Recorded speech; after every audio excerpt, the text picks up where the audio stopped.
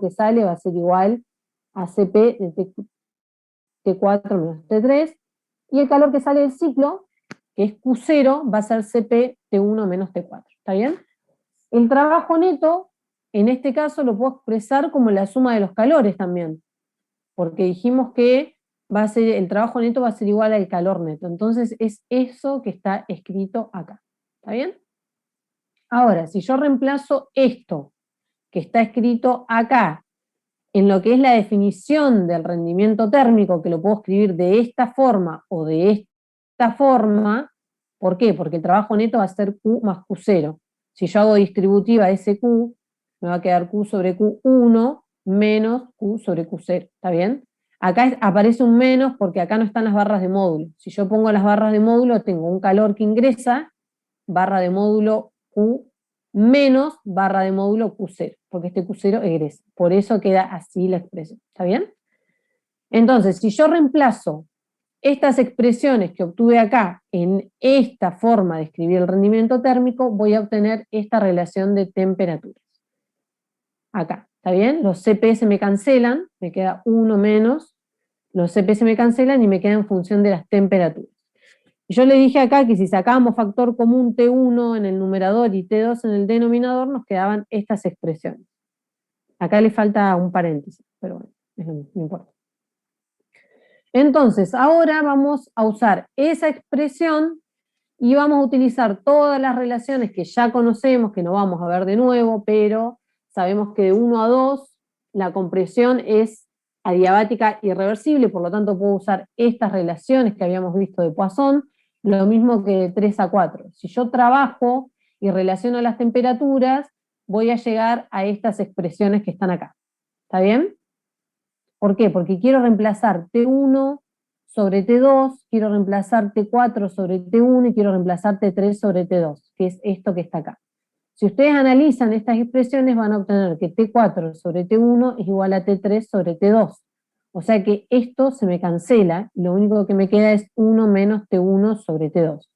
Y resulta que T1 sobre T2 es esto que está acá, a la inversa, digamos, ¿no? Y esto que está acá es la relación de presiones. Entonces, finalmente, cuando reemplazo el rendimiento térmico, me queda esta expresión que está acá. Después háganlo si quieren ustedes, son pasos algebraicos, es muy sencillo. Entonces, ¿qué nos dice esa expresión? Que el rendimiento térmico depende de la relación de presiones y, por supuesto, del gamma, que para nosotros que estamos analizando un ciclo de aire estándar, ese gamma va a ser el del aire, que es igual a 1,4. ¿Está bien? Esta expresión del rendimiento térmico es para este ciclo que es ideal. Entonces, si graficamos el rendimiento térmico versus la relación de presiones, es este gráfico que tenemos a la derecha, vemos que el rendimiento térmico aumenta a medida que pi aumenta. ¿Está bien? Entonces, claramente, de este gráfico solo, nos conviene utilizar relaciones de presiones lo más alta posible. Acá nos da el rango de las relaciones de presiones que se utilizan típicamente en una turbina de gas. ¿Está bien? Esos valores típicos van de 5 a 20, lo que implica que el rendimiento alcanza para este ciclo ideal valores de aproximadamente un 65%. ¿Está bien? Pero de este análisis que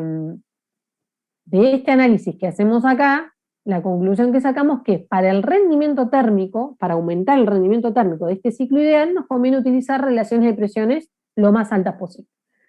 ¿La velocidad del gas entre la entrada y la salida cambia mucho? ¿De qué? ¿De la entrada y la salida de qué dispositivo, Germán? ¿O de toda la turbina de gas te referís? ¿En toda la turbina de gas? Bueno, ahora vamos a ver, en este caso que estamos viendo acá, que el compresor aspira aire atmosférico, o sea, no perdamos de vista que esta turbina de gas se utiliza para producir trabajo neto, ¿está bien? Esta turbina de gas, la velocidad del aire sería en la entrada y la velocidad de los gases de combustión a la salida, esa variación puede despreciarse frente a lo que es la variación de entalpía.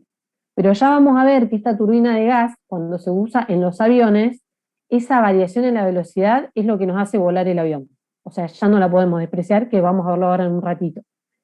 En este caso, que la turbina de gas se usa para producir trabajo, que el objetivo es producir trabajo, se puede despreciar. Cuando la turbina de gas tiene como objetivo hacer volar un avión, que vamos a ver que tiene dos dispositivos más, esa velocidad, esa diferencia de velocidad es la que nos propulsa el avión. El problema es que la turbina de gas en el avión no tiene el objetivo de producir trabajo, justamente. El trabajo neto es prácticamente cero, tiene otro objetivo, que es hacer volar el avión. Ahora lo vamos a ver en un ratito, ya llegamos. Bueno, entonces, de este gráfico entonces concluimos eso. O sea, si nosotros nos dicen, bueno, ¿cómo aumentar el rendimiento térmico de una turbina de gas ideal? Aumento la relación de presión, siempre y cuando esté trabajando con aire, ¿no? Pero ahora vamos a ver otra definición, otro parámetro que no es un rendimiento, pero que se llama relación de trabajo. Es otra definición. ¿Cómo se define la relación de trabajo? Se define como el trabajo neto reversible, o sea, de nuestro ciclo reversible, dividido por el trabajo producido por la turbina, también reversible, que es el ciclo que estamos analizando. ¿Está bien? Que también lo puedo expresar en función de la relación de presión. Si yo reemplazo acá cómo se escribe el trabajo neto con todo lo que vimos recién, con todo esto, y también el trabajo de la turbina, voy a llegar a esta expresión que está acá. ¿Está bien? Si miramos esa expresión, esto nos depende de T1, T3 y la relación de presión. Fíjense algo de acá. A nosotros nos interesa que esa relación de trabajo sea lo más alta posible. ¿Por qué? Como el trabajo neto es el trabajo de la turbina en valor absoluto menos el trabajo del compresor en valor absoluto, yo lo que quiero es que el trabajo que consume el compresor sea lo menor posible. De esa forma el trabajo neto se va a aproximar a lo que genera la turbina. O sea, esto me va a dar, en condiciones ideales que no existen, esto me daría 1, digamos, si el trabajo del compresor fuera 0. Por supuesto que eso no es algo posible, pero yo lo que quiero es que esa relación de trabajo sea lo mayor posible, lo que me estaría indicando esto, que el compresor consume lo menos posible. ¿Está bien? En los inicios, cuando se patentó la turbina de gas, era una patente en papel, pero no se podía llevar a la práctica porque esta relación de trabajo era prácticamente nula. Es decir, todo el trabajo que producía la turbina lo consumía el compresor, entonces no había producción neta de potencia. Hoy en día las turbinas de gas se utilizan para generar energía, digamos. Esa energía, digamos, del eje de la turbina, después se transforma en lo que sería energía eléctrica, pero se usa, digamos, hay plantas que utilizan la turbina de gas para generar trabajo. Pero bueno, con el avance del equipamiento y las modificaciones del diseño de los dispositivos se logró mejorar esta relación de trabajo y por eso es que ahora sí es aplicable, digamos, a la industria. Entonces, fíjense que esta expresión, escrita de esta forma ahora, es mayor mientras mayor sea T3. ¿Estamos de acuerdo? Porque T1 son las condiciones ambientales. O sea, esto no se puede variar mucho. Entonces, mientras más alta sea T3, mayor va a ser esta relación de trabajo. Pero esa temperatura es la que dijimos que está limitada por la resistencia de los materiales. Entonces, ¿qué vamos a hacer ahora? Vamos a graficar la relación de trabajo igual que como hicimos con el rendimiento térmico, porque también depende de pi. Ven que está acá la relación de presiones. El gamma lo consideramos 1,4. Y vamos a graficar la relación de trabajo y el rendimiento térmico en función de la relación de presión, que es este gráfico que tenemos acá. Y fíjense, para el rendimiento térmico ya habíamos obtenido que nos convenía una relación de presión alta, porque eso nos hacía aumentar el rendimiento térmico. Pero ahora, si nosotros graficamos la relación de trabajo, vemos que la relación es inversa, es decir, si yo aumento mucho la relación de presiones, esta relación de trabajo cae. Entonces la pregunta es, ¿cuál es la relación de presiones adecuada? ¿Para qué? Para tener un rendimiento térmico adecuado, pero también para tener una relación de trabajo decente, digamos, para que se justifique el gasto. Bueno, entonces nosotros queremos maximizar tanto el rendimiento térmico como la relación de trabajo. Y eso solo es posible si nosotros tomamos como relación de presiones el valor de pi en el cual tanto la relación de trabajo como el rendimiento térmico se igualan. ¿Está bien? Que es este punto que está marcado acá. Sería más o menos... Podría ser algo así, pero ojo, porque nosotros siempre, tanto la eficiencia exergética me compara exergías y el rendimiento compara energías de distinta calidad. En ambos casos sería beneficio sobre consumo. Acá fíjate que yo no estoy poniendo nada más el consumo, estoy poniendo también el beneficio. Entonces, por eso se llama relación de trabajo y no sería tanto así rendimiento. Si bien compara energías, podemos decirlo de igual calidad, porque sabemos que el técnico es el útil también, no estamos considerando el gasto solo. No sé si se entiende, Germán.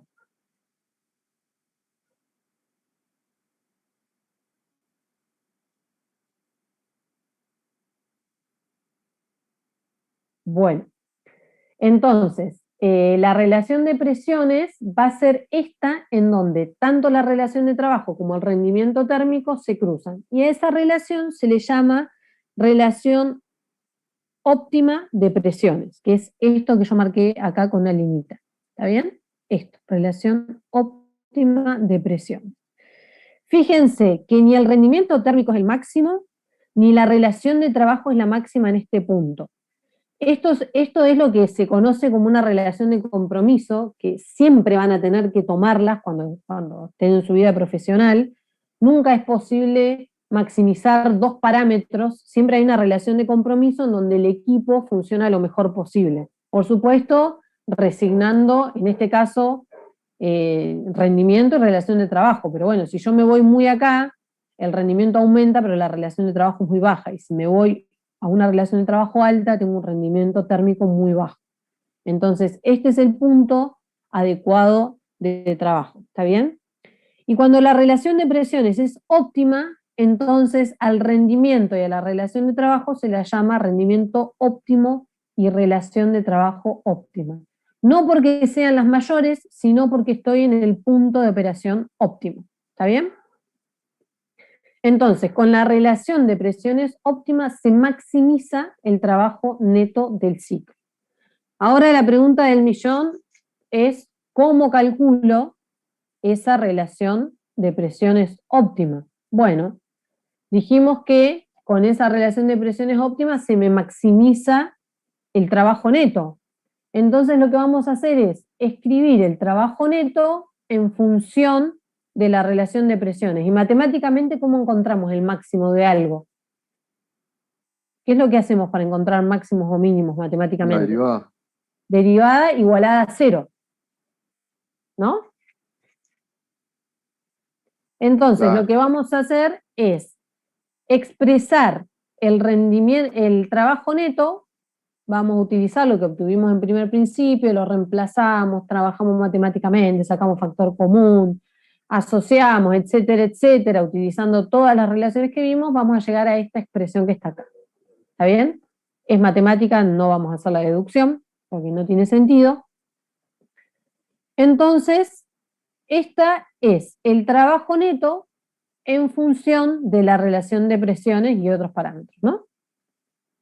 Entonces, ¿qué vamos a hacer? Vamos a derivarla, la vamos a igualar a cero y vamos a despejar la relación de presiones. Y esa relación de presiones efectivamente es la relación óptima de presiones. ¿Está bien? Que es esto que obtenemos acá.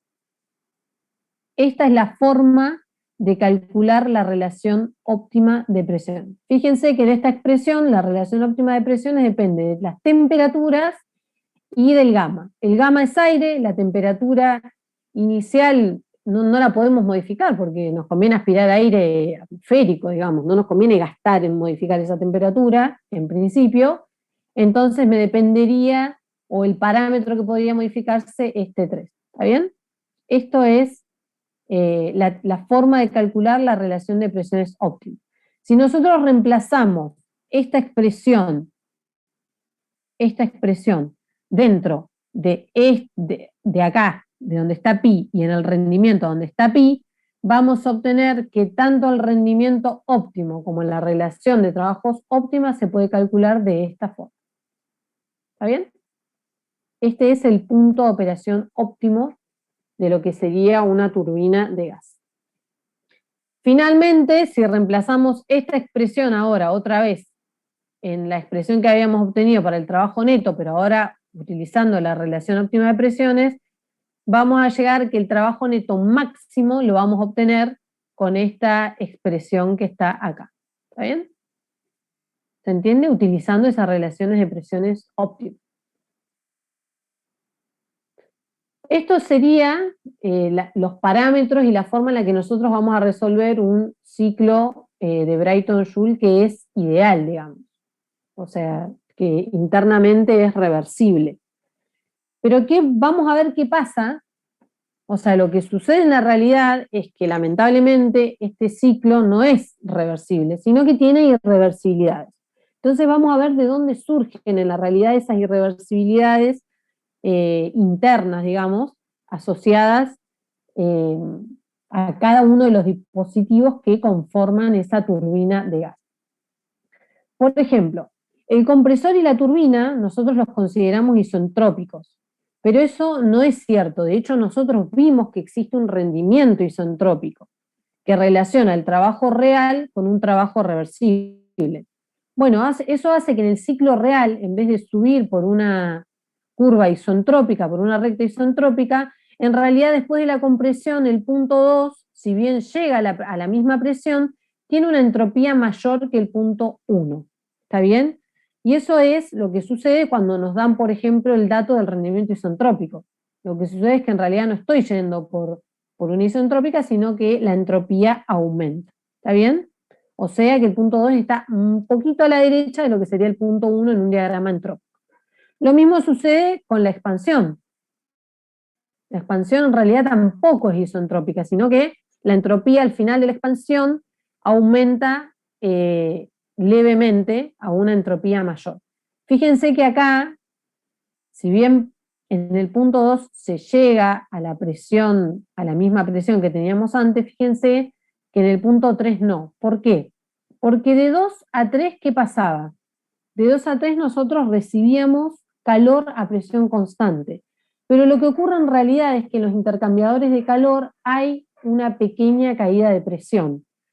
Entonces ya el punto 3 no va a estar a esta presión, sino que va a estar a una presión menor y por lo tanto la expansión ya no va a llegar a lo que es P0, ¿está bien? Va a llegar a una presión levemente mayor que P0 y después cuando cedo calor también hay una caída de presión y ahí sí se vuelve al punto inicial, ¿está bien?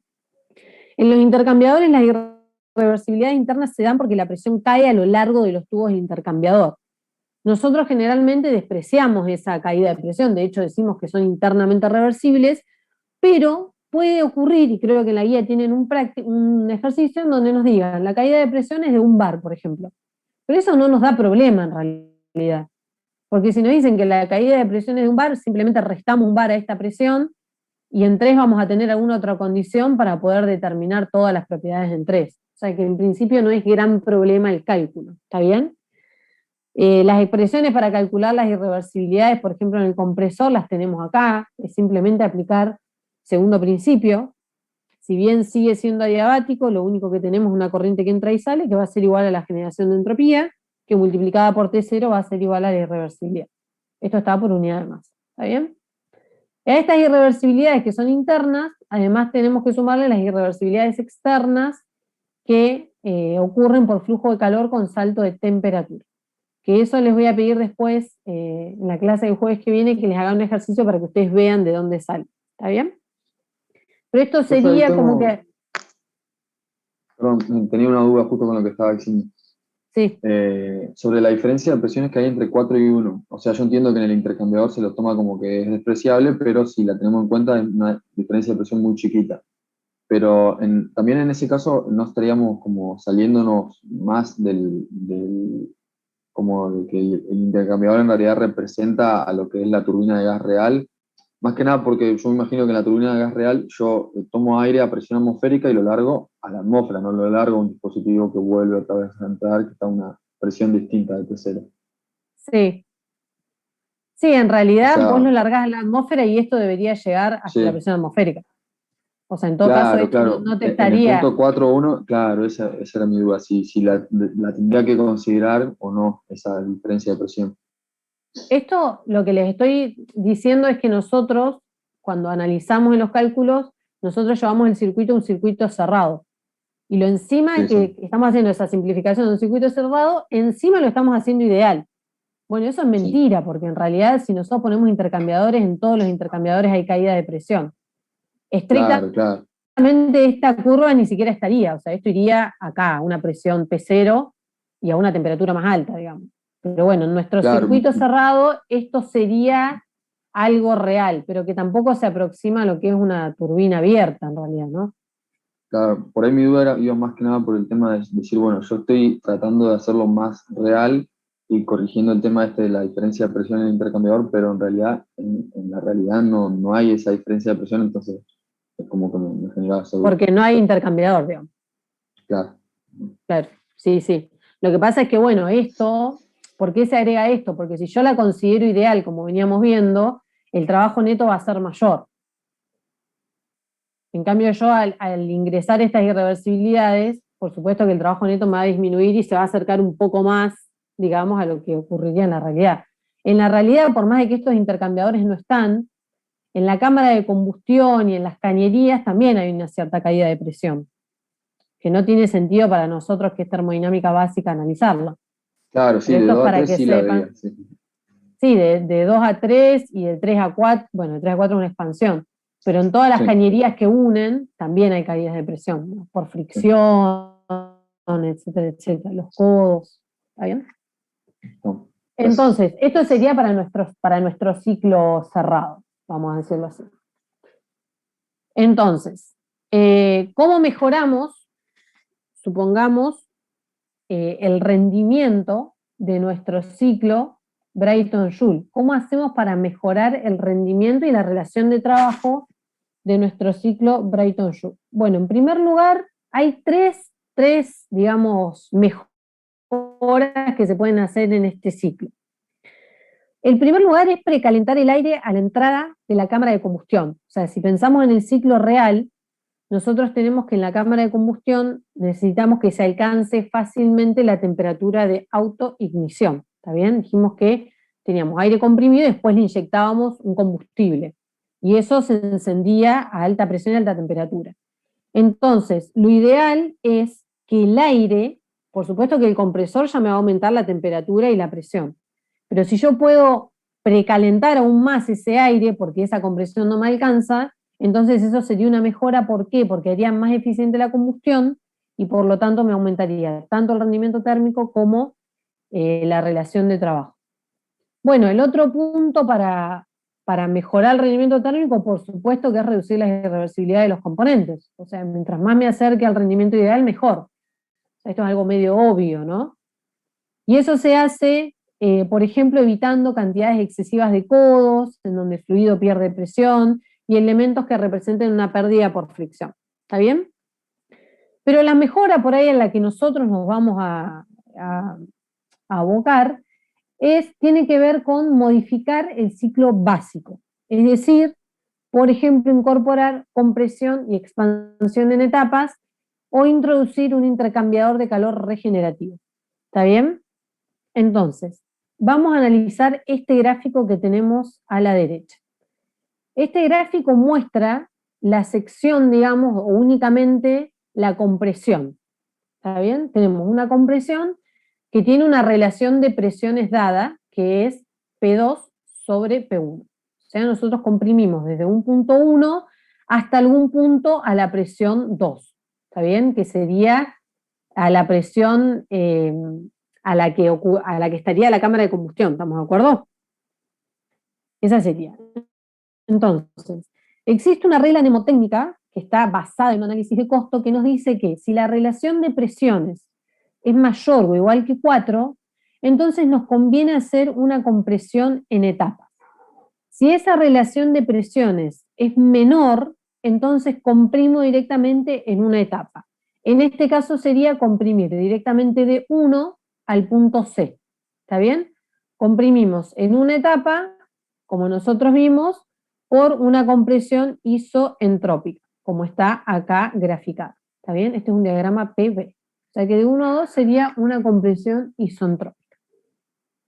Ahora, ¿cómo veo el trabajo que requiere esa compresión isoentrópica en este gráfico PV? Ahora les pregunto a ustedes, ¿cómo veo gráficamente ese trabajo?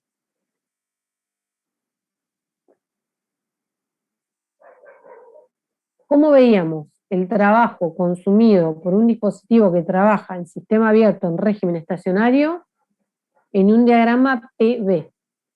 Acá tienen una ayuda. ¿Qué ecuación habíamos visto?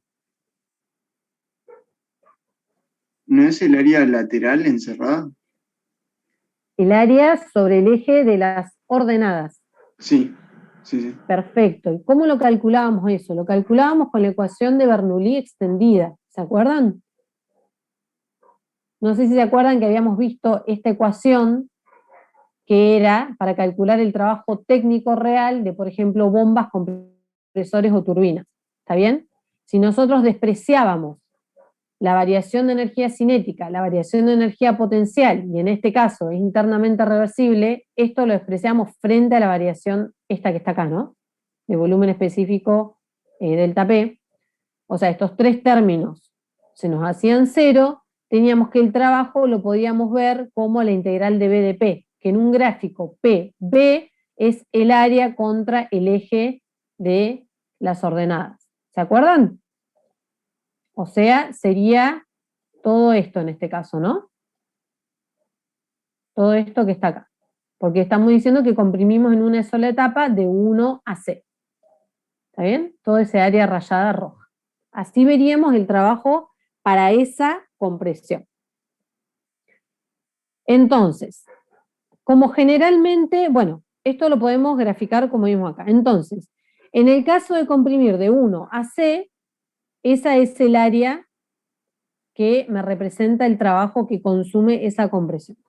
Fíjense qué pasaría con ese área si yo ahora comprimo, pero a través de una compresión isotérmica, o sea, por esta curva que está acá marcada. ¿Qué pasa con ese área?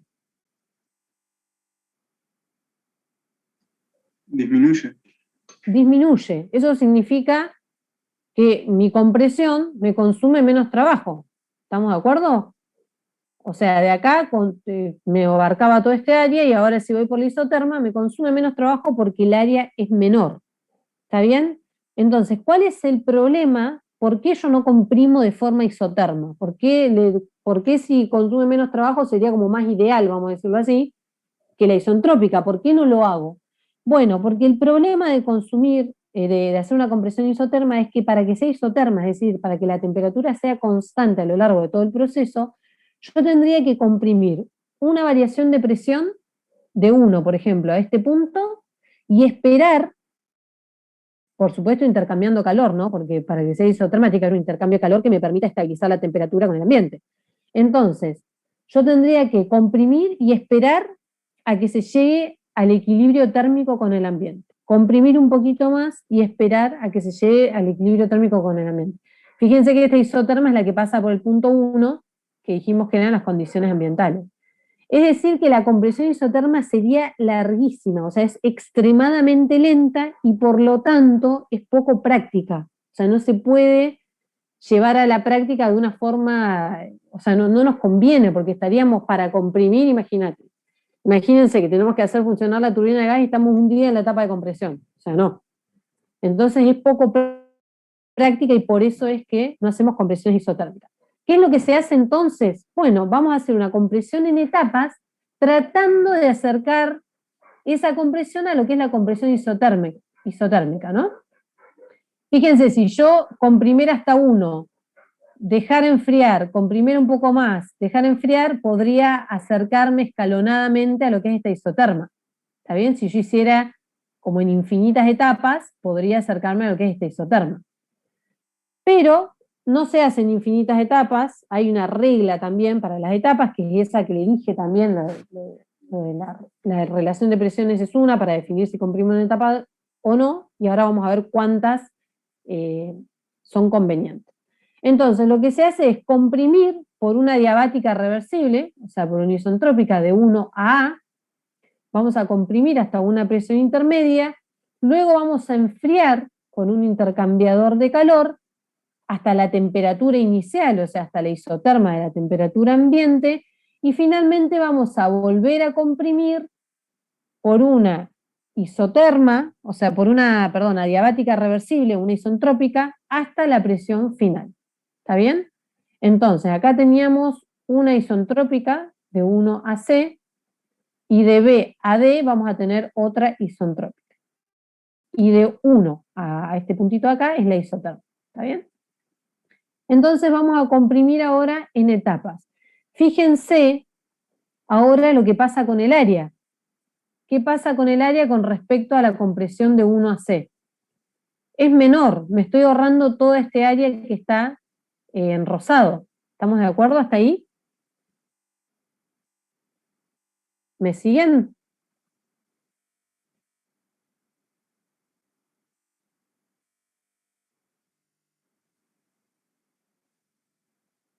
A ver, ¿me siguen o no me siguen? Sí, bien, me siguen. Entonces, fíjense que esta compresión en etapas no es tan buena como la isoterma, pero sí es mejor que comprimir en una única etapa isentrópica. ¿Está bien?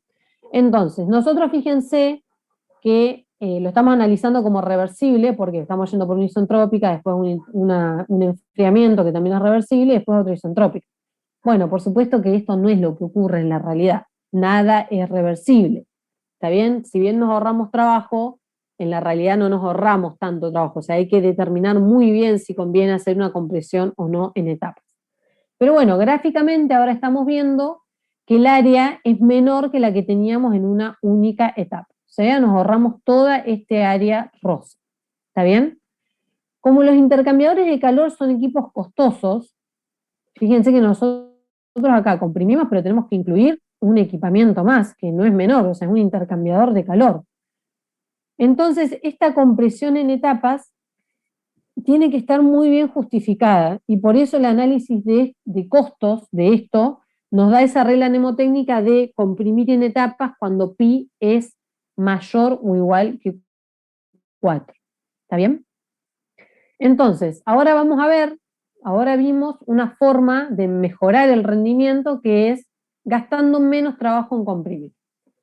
Y acá tenemos, por ejemplo, este gráfico no está lindo, ustedes también lo tienen en la filmina, es bastante feo, como muy antiguo, pero fíjense que tenemos, acá se ve la compresión en 3 etapas en un diagrama TS.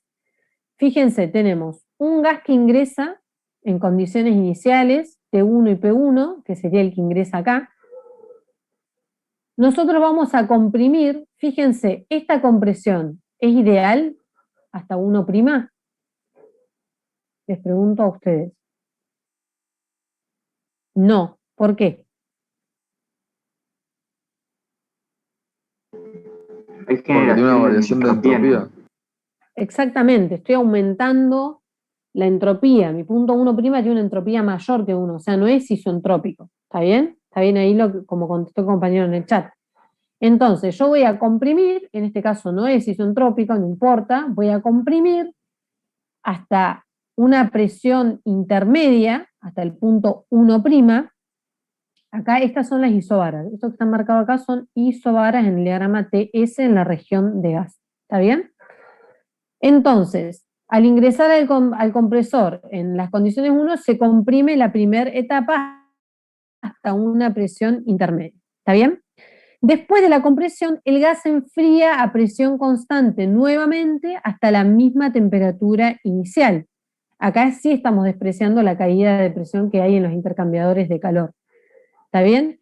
Luego comprimo nuevamente hasta otra presión intermedia y enfrío nuevamente a presión constante hasta la temperatura inicial. Fíjense que la presión de trabajo de todos estos intercambiadores es distinta.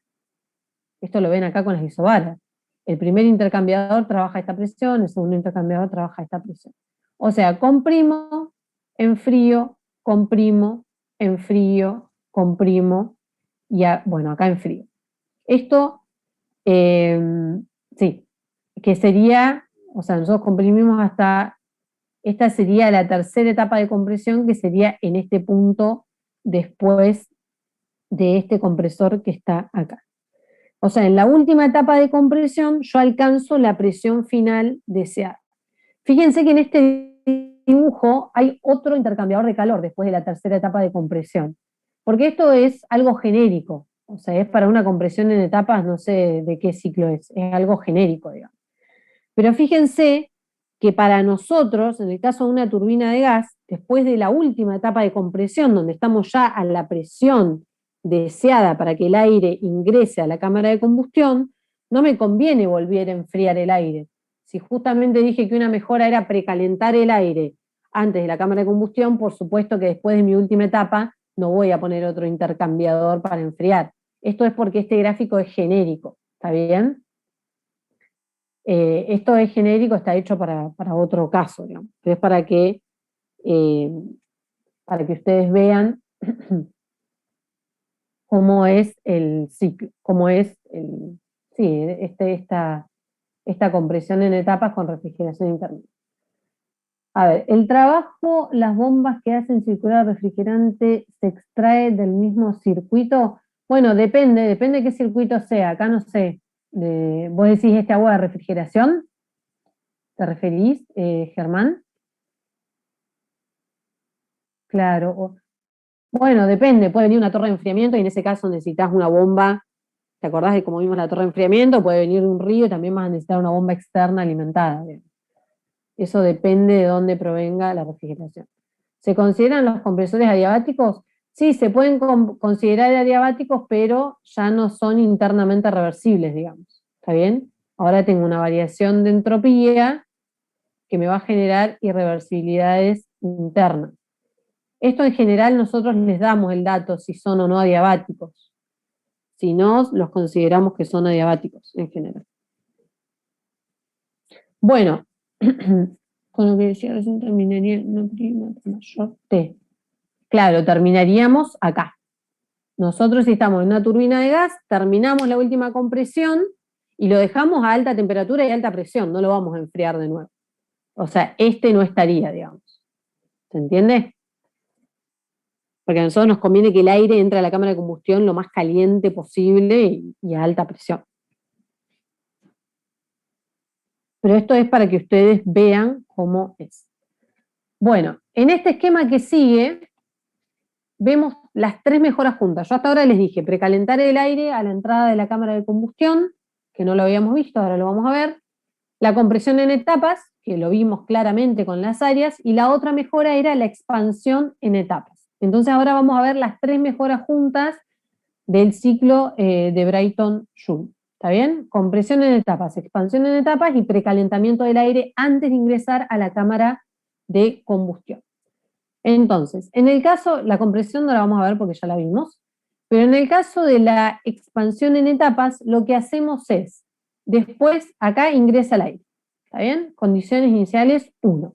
Comprimo una primera etapa, estamos acá. 2. Enfriamiento intermedio, enfrío a presión constante de 2 a 3, comprimo en una segunda etapa de 3 a 4. Termino acá, ¿está bien? Entonces, bueno, acá vamos a ver que se precalientan, esto lo vamos a ver ahora después entra la cámara de combustión y el aire sale, sería en el punto 6, en donde va a empezar la expansión. ¿Está bien? Entonces, lo que hacemos es expandir en una primera etapa hasta una presión intermedia, luego calentar. Fíjense que tanto la compresión en etapas como la expansión en etapas requieren la incorporación de 2 equipamientos más. En un caso un enfriador y en un caso un recalentador. ¿Está bien? Entonces, expando en una primera etapa, recaliento ese aire hasta esa misma temperatura máxima. Acordémonos, ¿no?, que esto está limitado, no puedo ir hasta donde yo quiero, y después expando en una segunda etapa. ¿Está bien? Fíjense que esto es opuesto a la compresión en etapa. Yo antes comprimía y enfriaba, ahora expando y caliento hasta la temperatura a la que ingresa a la turbina. ¿Está bien? Ahora, con los gases que salen de la turbina, yo todavía dije que teníamos exergía disponible. ¿Por qué? Porque estaban a alta temperatura. Entonces lo que hago acá es poner un regenerador, que se le llama, en donde hago pasar el aire después del compresor, lo pongo en contacto dentro de un regenerador. En contacto no, o sea, esto no se mezclan las corrientes, sino que están dentro de una carcasa, de modo tal de que la temperatura, aprovechar esta temperatura a la que salen los gases o el aire, digamos, al final de la turbina de expansión, le transfiera calor a esta corriente de aire después de la compresión. De esa forma se precalienta el aire que ingresa a la cámara de combustión. ¿Está bien? Por eso está este intercambiador que se llama regenerador. Y este ciclo se suele llamar Brayton-Joule regenerativo. ¿Está bien? Entonces, con esto además se lograría un efecto ambiental positivo. ¿Por qué? Porque los gases despedidos a la atmósfera en un ciclo abierto real saldrían con menor temperatura. Ahora, quiero que vean algo que van a ver en todos los libros. Primero, esa parte les recomiendo que la lean del Cengel porque es súper didáctica, tanto esta unidad como la que viene. La de ciclo de vapor en el Cengel está muy bien explicada. Pero quiero que vean algo. Nosotros dijimos que íbamos a analizar la turbina de gas como un ciclo cerrado y resulta que en todos los libros nos lo ponen así, ciclo abierto. Pero fíjense que acá el ciclo se cierra, o sea, de 10 a 1, e incluso muestran una salida de calor hacia el ambiente. O sea, acá me faltaría el intercambiador que nosotros vimos, que me lleva a las condiciones iniciales, ¿está bien? Que no lo van a ver, pero sí ven que acá el ciclo termodinámico se cierra. Entonces, voy 1, comprimo, enfrío, comprimo, acá está caliente, esta corriente 4 se precalienta, hasta un punto 5, y de 5 a 6 está el calor de entrada, que también se le llama calor primario, que viene de la combustión propiamente dicha. Este calor de 4 a 5 es el calor de regeneración que se transfiere acá. Que si yo paso los límites del sistema por acá no lo veo, pero si paso los límites por acá, sí voy a ver el calor que entra. ¿Está bien? Después la expansión 1, calentamiento, expansión 2, y finalmente este es el calor también el mismo que este, nada más que uno lo despide y el otro lo ingresa, digamos. Es el calor ese en el regenerador. Y después finalmente de 10 a 1 tengo un calor de salida por un intercambiador que debería estar acá. Fíjense, ahora, así se vería el gráfico, ¿no? Sin esta curva punteada roja. Este sería el gráfico de este ciclo.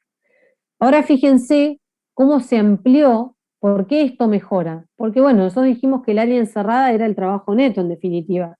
Bueno, fíjense cómo se amplía el área con esta expansión en etapas. Si yo lo hubiera hecho en una etapa, hubiera ido de 6 a la presión, a la isobara de 1, digamos. O sea, hasta la presión de 1. Fíjense, el área se me hubiera cortado acá. Sería toda esta encerrada. ¿Está bien? Fíjense que con la expansión en etapas sumé toda este área.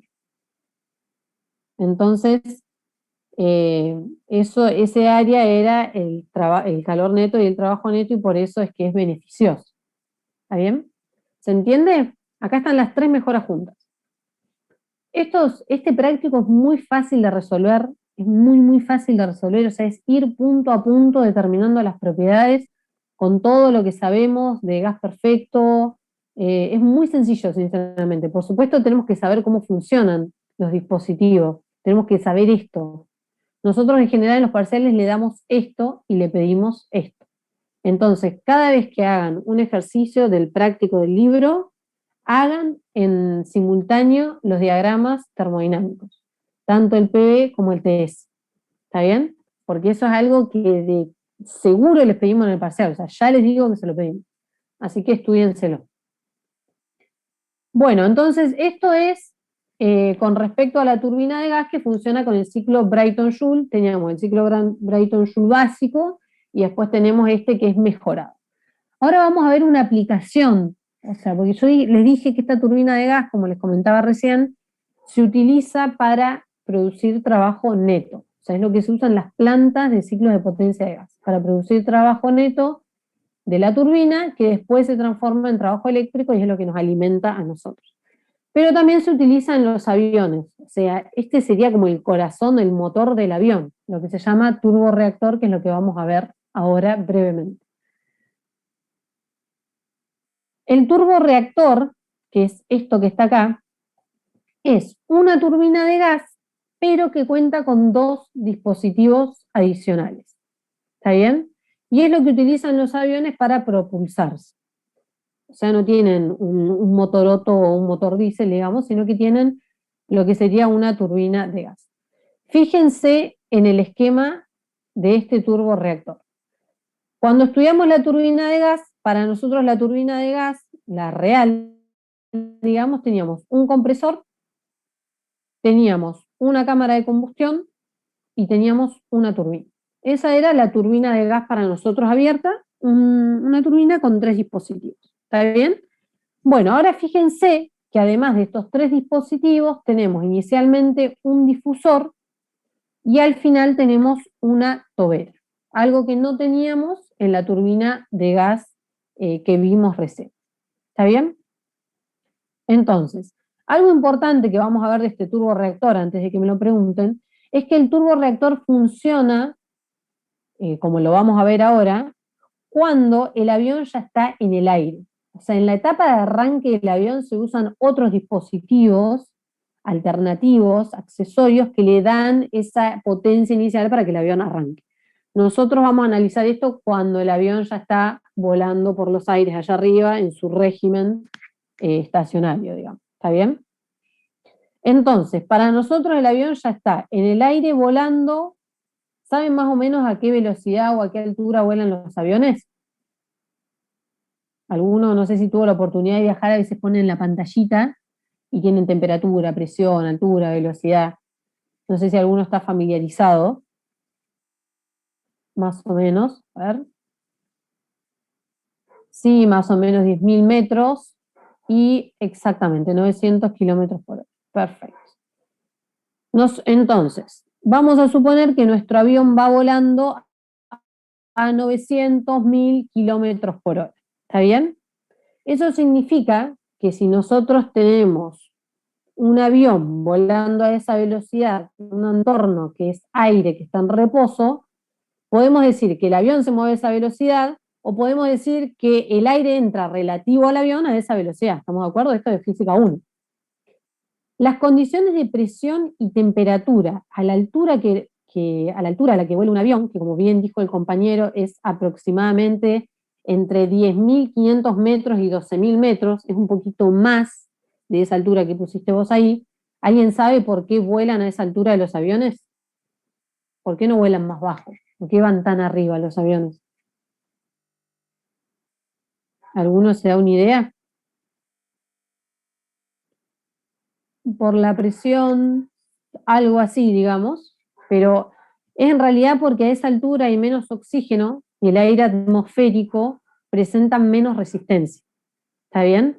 Entonces el avión consume menos combustible. Vieron que la atmósfera tiene distintas capas. Bueno, el avión tiene que superar, digamos, la capa más baja y volar en esa capa que ahora no recuerdo cómo se llama, pero justamente es porque esa capa tiene menos oxígeno, las condiciones de presión hacen que también tengan menos resistencia y entonces el avión consume menos combustible. Si el avión vuela más bajo, entonces tiene que gastar más combustible para desplazar. ¿Está bien? Es por eso. Bueno, a esa altura, que es más o menos entre 10.500 metros y 12.000 metros, las condiciones de presión y temperatura son aproximadamente menos 50 grados centígrados y la presión es de 29 kilopascales. Yo acá le puse, les ingresé, que esto no lo tienen ahí en las filminas, les ingresé cómo varía la presión atmosférica con la altitud. ¿Está bien? Y fíjense, esto sería el nivel del mar, que más o menos tenemos 100 kilopascales, y a medida que vamos a mayor altitud, la presión baja. A la altura a la que vuela un avión, fíjense lo que es la presión atmosférica. Y es por eso que la cabina del avión tiene que ir presurizada. O sea, si nosotros no nos presurizaran la cabina del avión, nos moriríamos, digamos. Y es por eso, no sé si alguna vez vieron estos accidentes cuando se despresuriza la cabina, que tienen que largar las máscaras de oxígeno, les empieza a salir a la gente sangre por la nariz o por los oídos o por los ojos, y eso es porque la presión de la sangre dentro del cuerpo está a mayor presión que lo que está afuera, entonces por diferencia de presiones la sangre tiende a salir, y es por eso que sangran las narices o sea, ya estoy siendo muy trágica, digamos, en un nivel donde ya no quedamos sin oxígeno y nos vamos a morir, pero pasa eso. Sí, claramente debe afectar a la combustión, que haya menos oxígeno, pero bueno, eso se debe incorporar, digamos, o sea, deben hacer la relación de aire-combustible de modo tal de que la combustión sea favorable, Germán. Bueno, entonces, tenemos condiciones de baja temperatura y baja presión. Entonces, nosotros, según lo que vimos en el ciclo Brayton-Joule, comprimíamos, la primera etapa era comprimir de temperatura ambiente hasta presiones mayores. ¿Está bien? Bueno, y acá resulta que estamos a temperaturas menores y presiones menores que la presión ambiente. Entonces, este difusor inicial que hay antes del compresor, lo que hace es actuar comprimiendo inicialmente el aire. O sea, actúa como decompresor. ¿Está bien? ¿Cómo lo hace? Bueno, ustedes saben, ya lo vieron en los prácticos anteriores, que un difusor es un dispositivo que aumenta la presión de una corriente a expensas de una disminución de velocidad. Es decir, transforma una variación de entalpía en una variación de energía cinética, lo podemos decir así, porque sabemos que es un dispositivo que no produce trabajo, trabaja en régimen estacionario y tampoco intercambia calor. Es decir, que los únicos dos términos que tenemos y que en este caso no se puede despreciar la variación de energía cinética son la variación de entalpía y la variación de energía cinética. ¿Está bien? O sea, es un dispositivo que aumenta la presión de una corriente a expensas de una disminución de la velocidad. Entonces, estas condiciones del aire a la entrada de mi turborreactor son prácticamente perfectas para mi difusor. Yo coloco un difusor que utiliza esa velocidad relativa, que dijimos que es aproximadamente de 900 a 10.000 kilómetros por hora, para aumentarle la presión al aire. ¿Está bien? Entonces, de 1 antes del difusor a 2, vamos a tener un aumento de presión, que es lo que vemos en este diagrama TS. De 1 a 2 tenemos el aumento de presión generado por el difusor, que acá estamos suponiendo que actúa de forma isentrópica. O sea, es internamente reversible y no intercambia calor. ¿Estamos de acuerdo? ¿Cómo haríamos para sacar esa presión en 2? Bueno, si ustedes aplican primer principio al difusor, van a tener variación de entalpía igual a la variación de energía cinética. En este punto 2, se considera que la velocidad del aire es prácticamente nula. ¿Está bien? O sea, yo utilizo toda esa energía cinética para aumentarle la presión. Es decir, que acá la energía cinética del aire es prácticamente nula. Entonces, de primer principio, ustedes podrían despejar la temperatura en 2, porque el aire es un gas ideal, sigue siendo un gas ideal. Así que de acá podrían despejar la temperatura en 2. Y como esto es isentrópico y adiabático, con Poisson, yo podría sacar la presión que tengo en 2. ¿Está bien? Esto cuando vayan a los cálculos, les digo. Entonces, ese difusor me aumenta de 1 a 2, me comprime el aire de forma isentrópica, o sea que actúa de compresor, pero sin consumir trabajo. ¿Está bien? Sin embargo, como la presión final que es la presión a la que tiene que ingresar el aire a estas cámaras, que son las cámaras de combustión, no es esta presión en 2, sino que es insuficiente todavía, entonces esta corriente de aire que tiene velocidad prácticamente nula ingresa al compresor, en donde el aire se comprime y ahora sí se alcanza la presión P3, que es la presión de la cámara de combustión. ¿Está bien? ¿Cómo se comprime? También de forma isentrópica. Entonces, una vez que el aire comprimido ingresa a la cámara de combustión, que está acá, entonces nosotros lo veíamos como un ingreso de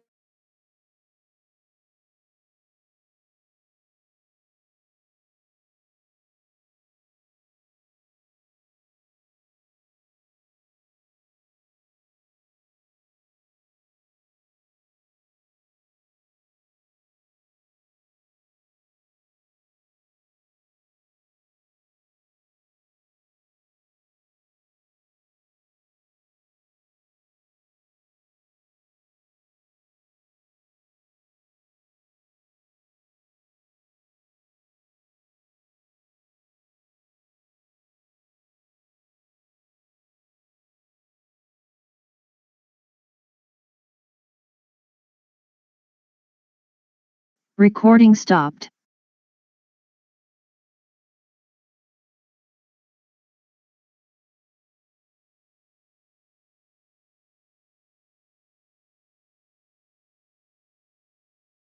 Recording in progress. Chicos, tengo medio inestable la conexión. Sí, seguro que se les cortó. Díganme hasta dónde, porque yo encima sigo hablando como una loca. ¿En dónde me quedé? Díganme, hasta dónde escucharon. Cuando dijo de 1 a 2, en el proceso 2, 3, bueno, volvemos al de compresión por las dudas. Yo lo que les dije es que después del difusor, como todavía no habíamos alcanzado la presión final a la que el aire comprimido tiene que ingresar a la cámara de combustión, entonces después del difusor ingresaba en el compresor, en donde finalmente sí se alcanzaba de forma isentrópica esa presión final. ¿Está bien? Entonces, después del compresor, una vez que el aire comprimido ingresa a la cámara de combustión, se produce la reacción química que nosotros la veíamos como un ingreso de calor a presión constante. Esos productos de combustión después ingresan a la turbina a alta presión y alta temperatura, chocan contra los álabes de la turbina y la hacen girar, haciendo girar el eje. ¿Se acuerdan que esto era un solo eje? Bueno, entonces como gira el eje, se arrastra el compresor de esa forma, es decir, que la turbina alimenta el compresor. ¿Está bien? Entonces, los gases que abandonan ahora la turbina ingresan al último dispositivo de este turborreactor, que es una tobera. Es una tobera isentrópica en donde se transforma la caída de presión en velocidad de los gases, o sea, en energía cinética. O sea, funciona al revés que el difusor.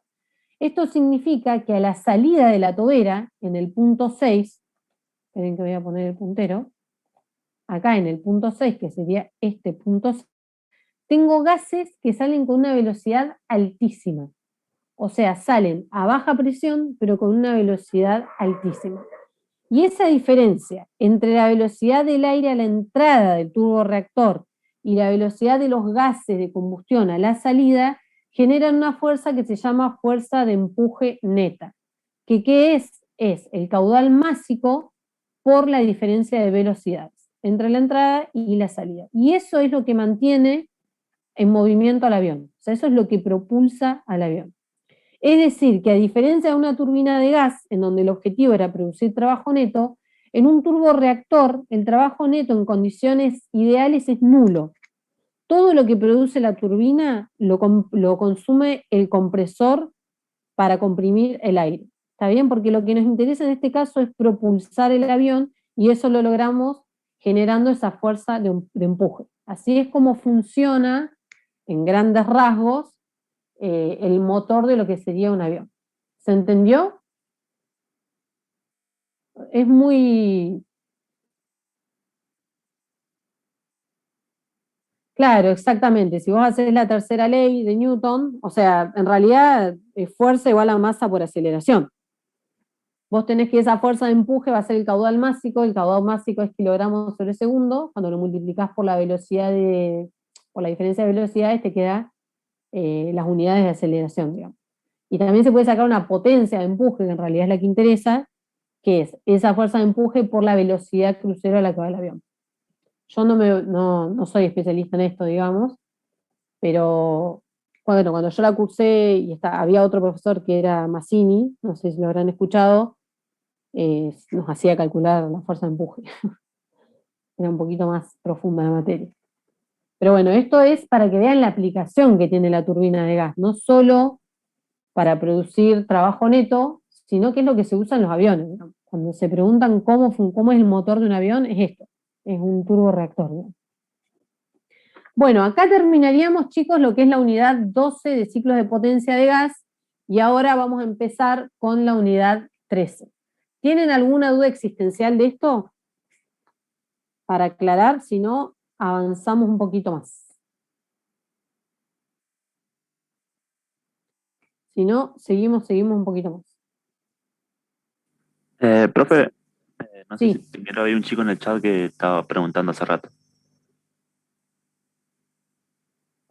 que está preguntando hace rato cuál. Sí, puedes No, repetir. Ah, perdón, no había visto. No me había llegado el mensaje. Joaquín,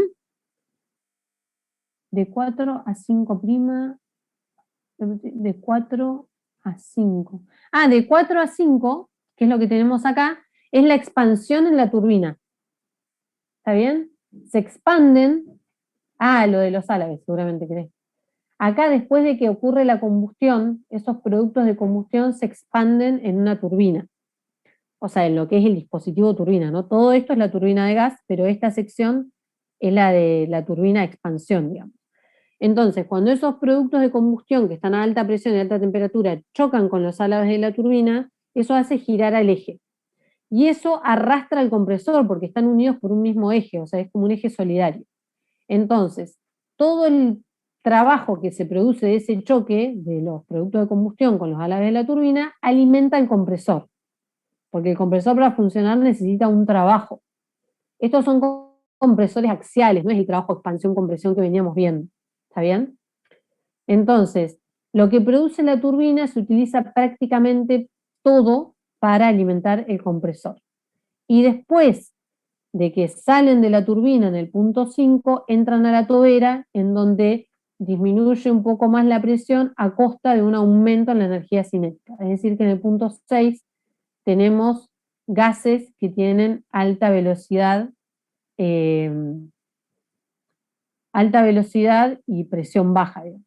Nosotros acá cerramos el ciclo porque nosotros dijimos que trabajamos con ciclos cerrados, pero yo les estoy comentando muy superficialmente cómo funciona el turborreactor de un avión, que es un sistema abierto.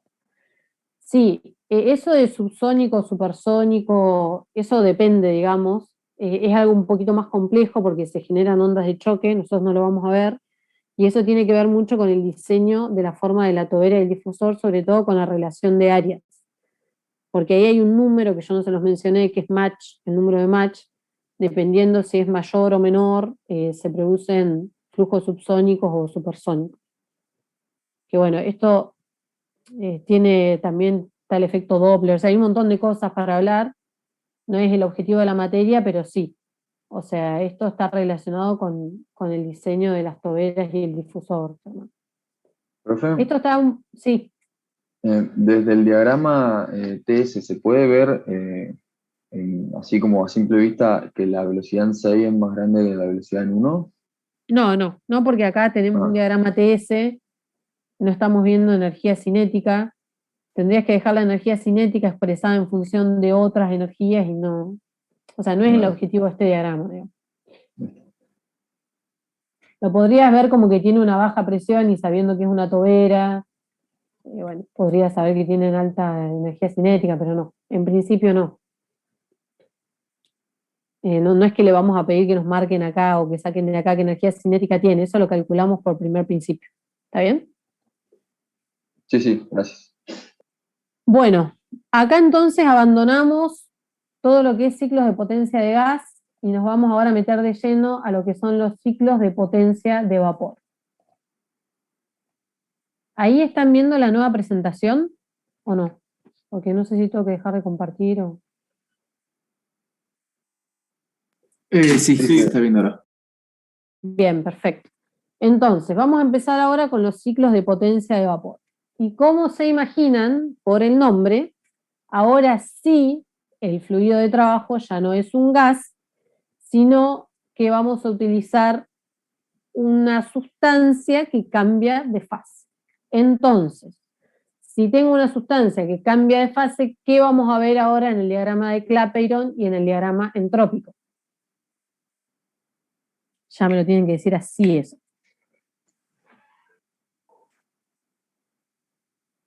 La campana, profe.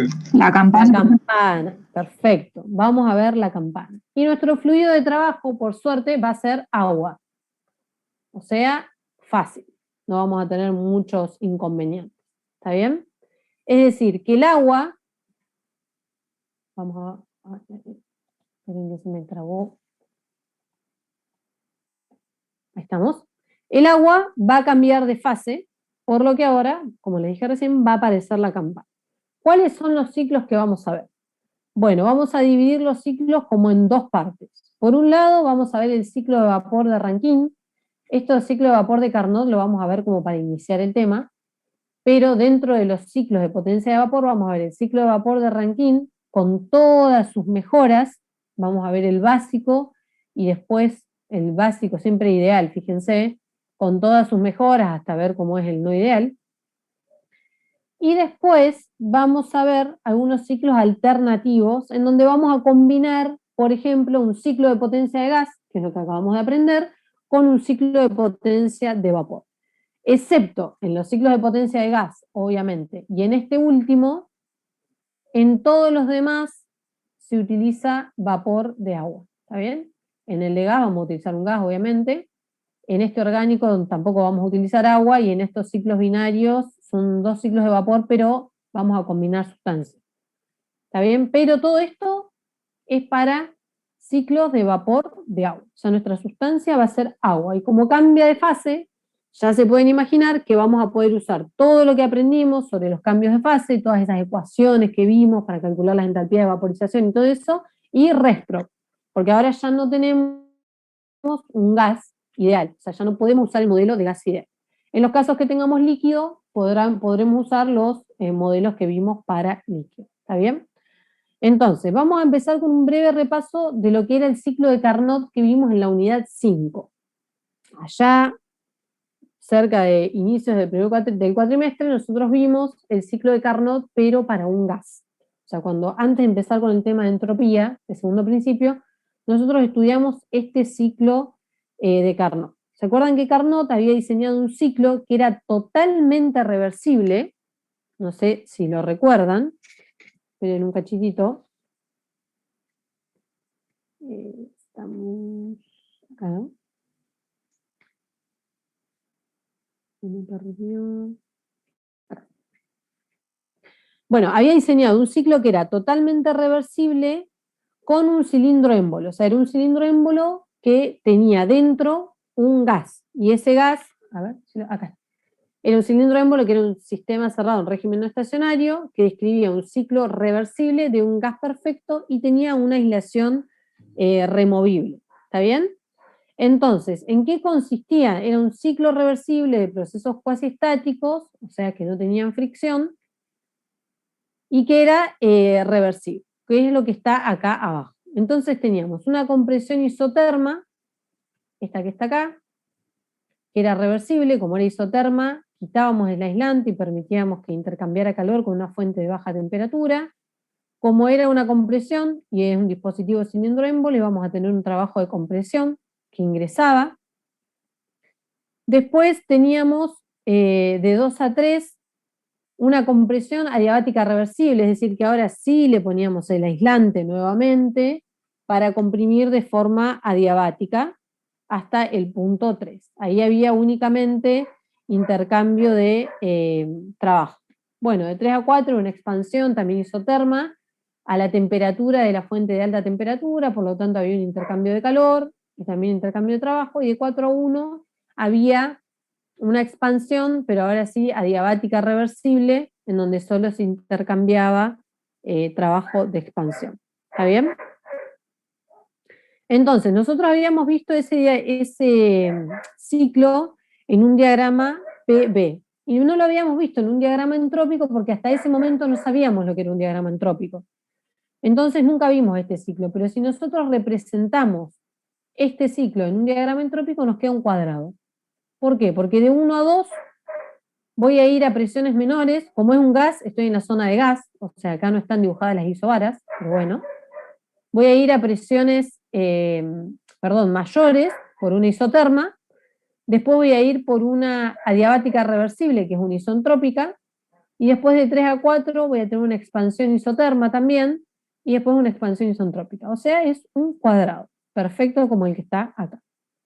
Y habíamos visto también que en el ciclo de Carnot, como era reversible, totalmente reversible, porque el intercambio de calor no tenía un salto finito, habíamos visto que el rendimiento se podía expresar solamente como función de las temperaturas. ¿Se acuerdan? Que es esa expresión que había acá, que está acá abajo. ¿Está bien? Bueno, como vimos en todos los ciclos de potencia de gas, por ejemplo, el trabajo neto encerrado se puede expresar en diagrama TS porque va a ser igual al calor neto, y por lo tanto es el área dentro de la curva. Ahora lo que vamos a ver es este mismo ciclo. Bueno, ¿se acuerdan que este ciclo era, digamos, teórico? Como les dije recién, las compresiones isotermas o las expansiones isotermas no son fácilmente o factibles de llevar a la práctica porque tienen que ser extremadamente lentas. Está bien, en un ciclo que nos servía para comparar cuál era el máximo trabajo que podíamos obtener de una máquina térmica que operaba entre dos fuentes. ¿Está bien? Y para eso usábamos como límite superior el rendimiento de Carnot de una máquina térmica que opera entre estas dos fuentes. Entonces, ahora lo que vamos a hacer es ver el mismo ciclo de Carnot, pero considerando un ciclo de vapor, en donde ya no se va a utilizar un cilindro émbolo que comprime un gas, sino que se van a utilizar una serie de dispositivos. Entonces, vamos a ver el mismo ciclo de Carnot, pero ahora es un ciclo de Carnot de vapor. ¿Está bien? Que se describe dentro de la campana. ¿Eso qué implica? Por ejemplo, de 1 a 2 voy a tener una transformación isoterma en donde el fluido cambia de fase. Si el fluido cambia de fase, además de la temperatura constante, ¿qué otra cosa se mantiene constante? La presión. La presión, es decir que esta también va a ser una transformación isobárica, digamos, distinta a lo que vimos recién, que era solamente isoterma. ¿Está bien? Entonces, esa transformación, fíjense, a diferencia de esta isoterma, es fácil de llevar. O sea, nosotros no tenemos problemas en la práctica de realizar una evaporación, por ejemplo. Es decir, de ir del punto 1, que está el líquido saturado, hacia un punto 2 a temperatura constante, y de hecho es lo que hace un evaporador. O sea, esto no tenemos problema de llevarlo a la práctica.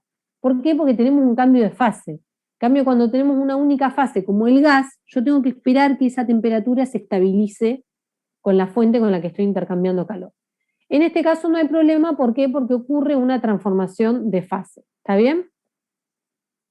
Entonces, en este caso con un evaporador se puede mantener la temperatura constante sin problema, por supuesto, entregándole un calor al agua desde una fuente a la misma temperatura, porque estamos analizando un ciclo de Carnot, que es reversible, o sea que es también externamente reversible en este caso. ¿Está bien? Entonces, además de mantenerse la temperatura constante, también la presión es constante porque está el cambio de fase.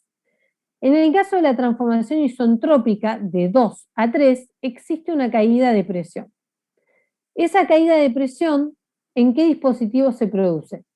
Y se produce en lo que son las turbinas. Acuérdense que estos ciclos de potencia de vapor ya estamos queriendo producir trabajo, ¿está bien? Entonces, de 2 a 3 vamos a tener una expansión, o sea, esa caída de presión se produce en una turbina que transforma la variación de entalpía de 2 a 3 en trabajo. ¿Por qué? Porque esto es isentrópico, o sea, es adiabático reversible. Si aplico primer principio, en este sistema abierto en régimen estacionario, me va a quedar delta H igual a el trabajo que produce la turbina.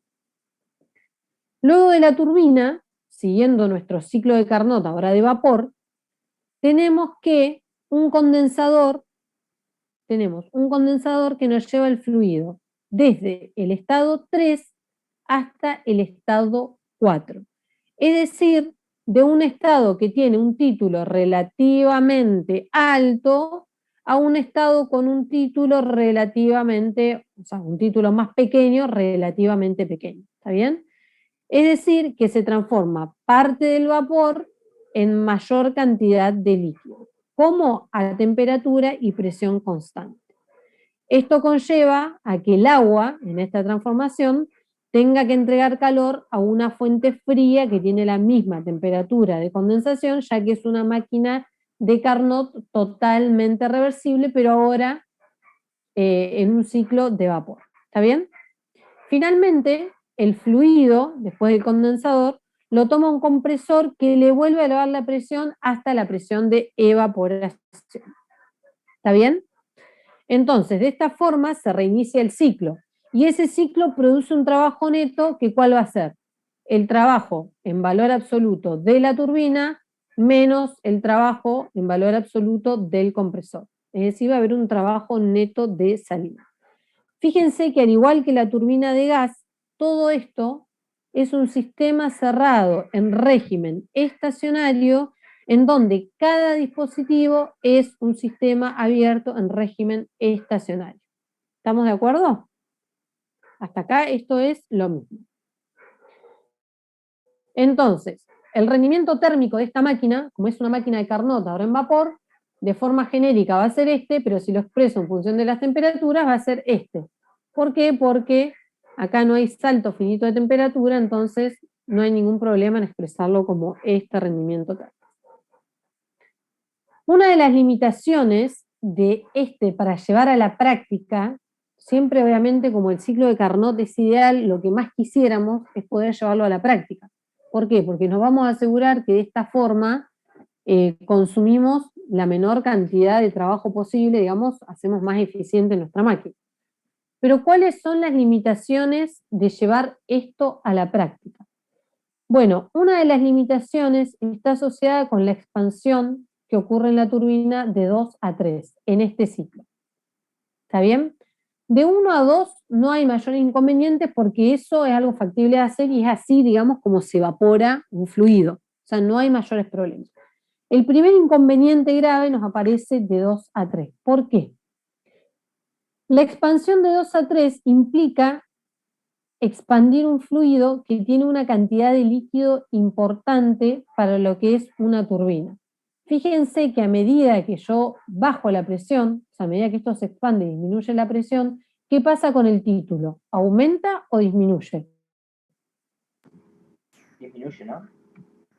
Disminuye, exactamente. Por la forma de la campana y debido a que la expansión es isentrópica, a medida que yo me bajo a presiones, me alejo de la curva de vapor saturado. Esto significa que en 3 el título es menor que a una presión mayor. Y si el título es menor, significa que tengo mayor cantidad de líquido. ¿Está bien? O sea, cada vez hay más líquido. Y cuando el líquido golpea los álabes de la turbina, produce erosión. Y esa es una de las principales fuentes de desgaste que tienen los álabes. Entonces, para evitar esto, o sea, esto rompe la turbina, digamos, si el título es muy pequeño, esta expansión no es posible hacer en las turbinas porque se rompen. Entonces, para evitar esto se recomienda que la calidad o el título sea mayor al 90%, algo que acá no estamos cumpliendo. ¿Está bien? Para partir de un estado 2 saturado y obtener un estado 3 con un título mayor al 90%, yo podría decir, bueno, me vengo de un estado 2 acá y termino con 3 acá. bien cerquita a la campana, o sea, el rectángulo se me acortaría todo esto, ¿lo ven? Es como si yo hiciera esto. Yo, si quiero un título, es como si yo hiciera esto. O sea, esa sería el área ahora dentro de mi rectángulo. 3 estaría acá, cerquita de la campana de vapor saturado. Ustedes me podrían decir, bueno, puedo hacer eso, ¿para qué me voy a ir tan abajo? Sí, bueno, pero acuérdense que el área encerrada es el trabajo neto, y esto es muy pequeño. O sea, no se justificaría gastar en todos los dispositivos para tener un trabajo tan pequeño, ¿está bien? Entonces, el otro inconveniente surge en la etapa en donde necesito condensar, o sea, de 3 a 4. ¿Por qué? ¿Por qué tengo problema en esta etapa también para llevarlo a la práctica? Fíjense que el punto 4 tiene una calidad determinada, de modo tal que cuando yo comprima, llego de nuevo al estado 1, que es líquido saturado. Eso implica que de 3 a 4 tengo que tener una condensación muy controlada, lo que no es tan fácil de hacer. ¿Está bien? O sea, yo tendría que condensar y decir, bueno, paro en título igual a 0,3 para que a esta temperatura y a esta presión, si yo comprimo, cuando llegue a la temperatura de evaporación, llegue justo al estado de líquido saturado. Y eso no es algo fácil de controlar. ¿Está bien? El otro inconveniente surge en la etapa ahora de compresión isentrópica, en donde debo comprimir una mezcla líquido-vapor hasta llegar a líquido saturado. Y como ustedes bien saben, los compresores funcionan con una sola fase que puede ser o vapor o gas. ¿Está bien? No es práctico diseñar un compresor que maneje 2 fases y entonces también se rompen. O sea, los compresores que ustedes tienen en la casa o los compresores que vamos a ver ahora trabajan con fase vapor o gas. ¿Está bien? Entonces, otro punto importante, u otro inconveniente que se nos presenta, es que la temperatura del ciclo está limitada por el punto crítico del agua. ¿Cuál es el punto crítico del agua? Es una temperatura de 374 grados centígrados. Y esta temperatura, que es el punto crítico, nos limita directamente el rendimiento térmico para un ciclo de Carnot, que como bien sabemos depende de las temperaturas. Entonces ustedes podrían plantearse, bueno, entonces un ciclo como este de acá abajo, perdón, o sea, yo digo, bueno, si esto está limitado, entonces lo que puedo hacer es esto que sigue, en donde no tengo problemas en la expansión, ni en la condensación, ni en la compresión, pero tendríamos problema en la evaporación. ¿Por qué? Porque tendríamos un intercambiador de calor que a temperatura constante debería ir disminuyendo su presión, porque acá ya no estamos que la isobara es de 1 a 2. Las isobaras por encima del punto crítico ya no son, digamos, rectas horizontales. O sea, acá hay un cambio de presión, ¿está bien? Entonces, tendríamos que mantener de forma isotérmica un fluido de una fase que ya vimos que no es factible de hacer porque esto tendría que ser extremadamente lento. Es decir, que el ciclo de Carnot no se puede llevar a cabo ni dentro de la campana ni fuera de ella.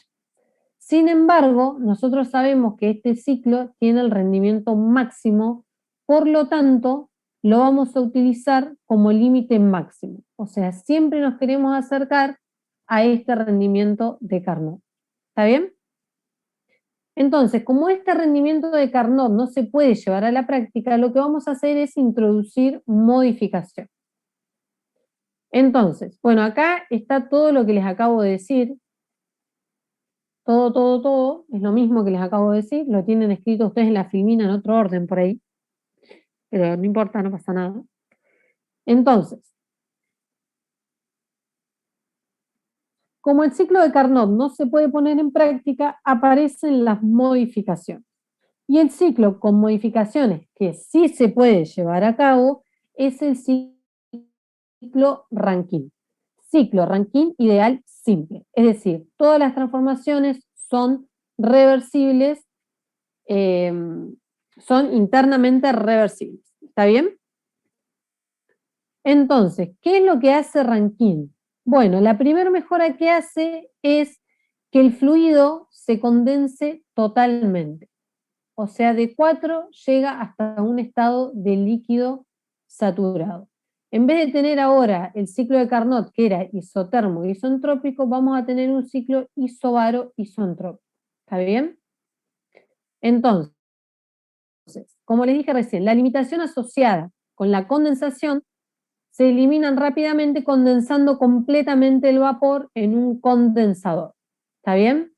Como ahora en el punto 1 voy a tener líquido saturado, ya no voy a necesitar un compresor, porque el compresor no trabaja con líquido, y lo que voy a poner es una bomba.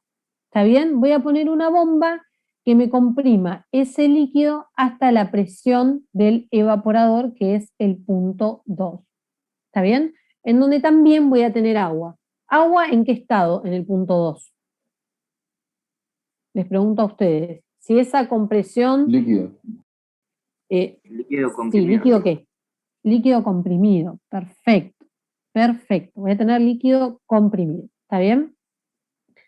Entonces, la otra mejora que tenemos es que el área del trabajo neto, que ahora es esta que está acá marcada, es mayor que antes. ¿Y esto por qué ocurre? Ocurre porque la bomba consume mucho menos trabajo, y esto ya lo vimos cuando vimos Bernoulli. Como comprimimos un líquido, y ese trabajo está representado por la integral de BDP para estos dispositivos que trabajan en régimen abierto estacionario, y el volumen específico del líquido es muy pequeño comparado con el volumen específico del gas, entonces el trabajo que consume la bomba es mucho más pequeño. Esto hace que el trabajo neto, el módulo del trabajo producido por la turbina menos lo que consume la bomba en módulo, sea aproximadamente igual al de la turbina, porque el trabajo que consume la bomba es muy pequeño. ¿Está bien? Y esto trae como consecuencia que la relación de trabajo que vimos para las turbinas de gas sea muy alta. Es decir, que si yo comparo la relación de trabajo entre una turbina de gas y una turbina y un ciclo de vapor, el ciclo de vapor va a ser mucho más alto porque no estoy comprimiendo gas, sino que estoy comprimiendo líquido. ¿Se entiende? Entonces, fíjense que con estas mejoras que introdujo Rankine, nosotros mejoramos una parte del ciclo. O sea, acá ya no tenemos problema. Condensamos totalmente y comprimimos agua. Perfecto. Pero aún tenemos problema, por lo que hay que seguir modificando. ¿Está bien? Algo importante de estos ciclos de vapor, que vamos a ver, estos ciclos de potencia de vapor, que son máquinas que no son de combustión interna como lo eran las turbinas de gas y los motores reciprocantes. ¿Por qué? Porque antes, en los motores reciprocantes, en las turbinas de gas, teníamos que el fluido que describía el ciclo participaba de una reacción química. O sea, el aire que yo aspiraba en los motores o el aire que ingresaba a la turbina de gas era el que luego iba a una cámara de combustión y en contacto con un combustible combustionaba. Y eso ocurría dentro del propio dispositivo, dentro de la turbina de gas o dentro del motor Otto o diésel. En este caso no. En este caso el fluido, que es agua en sus distintos estados, no participa en ninguna reacción química, sino que recibe calor de una combustión que ocurre de manera externa, que es esto que vemos acá, que no sé si ustedes lo están viendo animado o no, pero todo esto es lo que sería una caldera. Y este dispositivo de acá es el evaporador. Es decir, que nosotros tendríamos en el punto 1, acá tendríamos después del condensador líquido saturado, tenemos una compresión mediante una bombita, una compresión isentrópica hasta el punto 2, donde estamos acá, y de 2 a 3 vamos a tener una adición de calor proveniente del calor de una combustión, que es esta que ve acá. Cuando nosotros analizamos el ciclo, para nosotros esto va a ser un evaporador que recibe trabajo. Cuando vemos la caldera entera no vemos ese calor, porque es este calor que se cede acá internamente, ¿está bien? Les digo porque en los libros le ponen caldera, ahora vamos a ver, y les ponen un flujo de calor, que creo que es lo que ustedes tienen en la Gemini. Bueno, entonces, ¿qué va a pasar? Vamos a evaporar, en el punto 3 vamos a tener ya líquido saturado y acá vamos a tener todo el cambio de fase en 3, en donde el vapor saturado ingresa a la turbina y se expande de forma isentrópica hasta ingresar al condensador. Fíjense que, como dice acá, se reemplazan un sistema isotermo isentrópico ahora por un ciclo isobaro isentrópico. ¿Por qué? Porque de 2 a 3 la presión es exactamente la misma. Ahora la temperatura es variable, pero la presión es exactamente la misma. Estoy yendo por una isobaro, cosa que no ocurría en el de Carnot. En el de Carnot iba nada más a una temperatura constante. ¿Está bien? ¿Se entienden estas primeras mejoras? ¿Hay alguna duda ahí?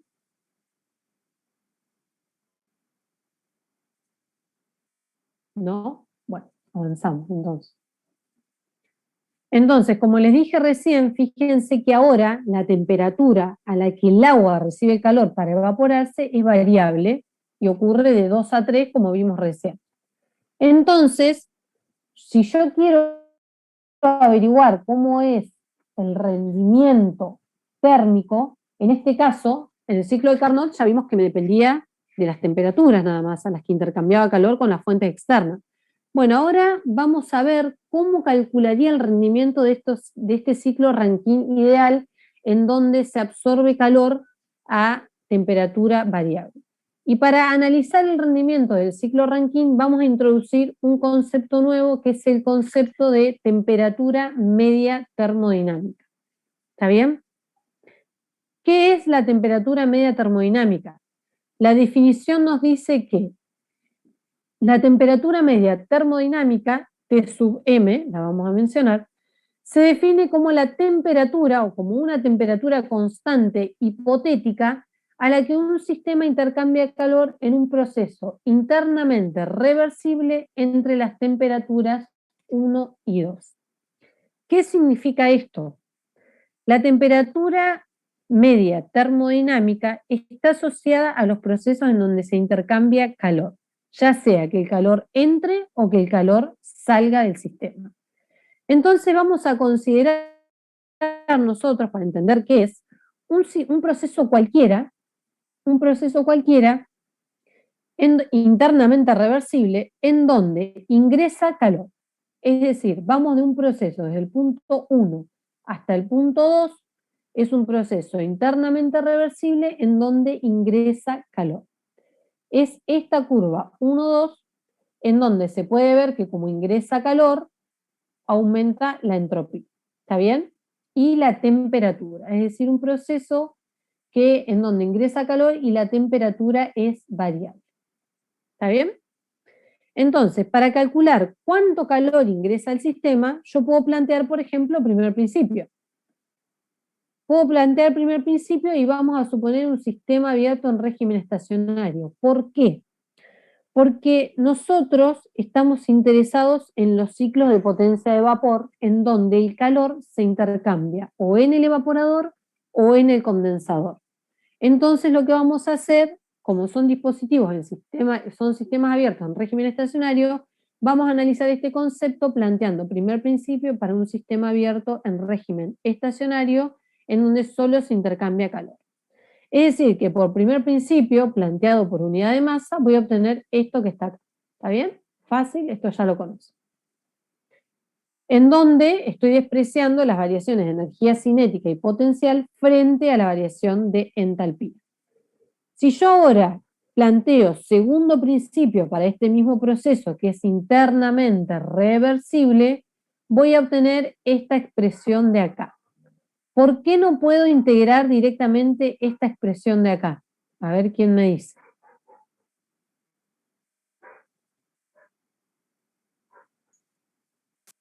No conozco la expresión de la temperatura. La Exacto, función. es porque la temperatura es variable y yo para integrarla directamente necesitaría conocer, como bien dicen los compañeros, cómo varía la entropía en función de la temperatura. ¿Está bien?